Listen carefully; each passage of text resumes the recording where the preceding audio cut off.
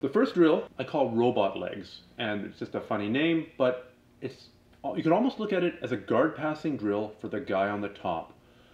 But it also helps lay the foundation for the correct leg movement for the guy on the bottom to get his leg work figured out. Because believe me, when you're getting going here, there's going to be legs going all over the place like some kind of crazed octopus.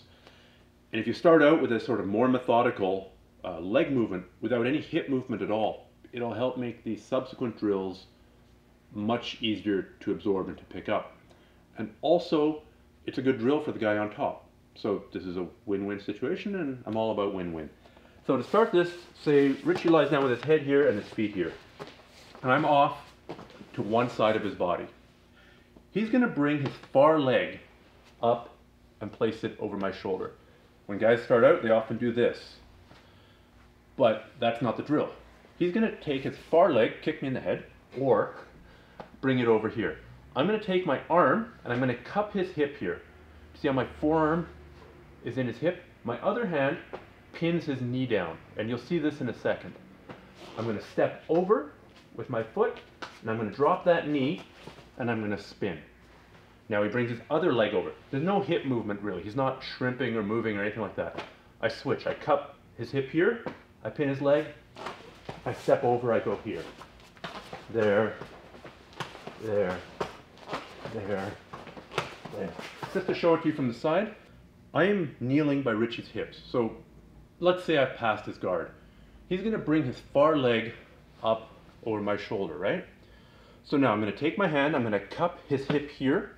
I'm not grabbing his knee because that gives him too much mobility in his hips. I'm going to grab his hip here. This hand pins his knee. You can go above the knee with your fingers away from you. I actually like going just below the knee with my thumb away from me and my fingers towards me because I feel this pins this leg a bit more effectively.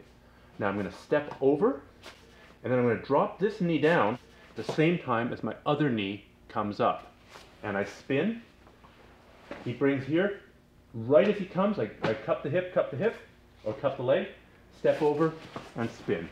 So we're going here, here, here, here, here, here. So, a couple of little details. You want to cup the hip, not the knee. You want to put some pressure down on his belly with your forearm.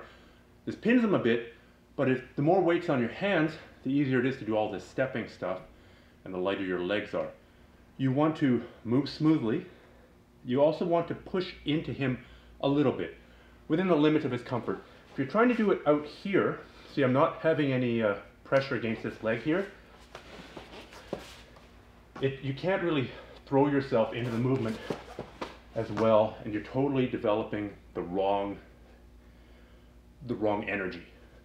I want to throw myself this way a little bit, there, and using this thigh as a pivot.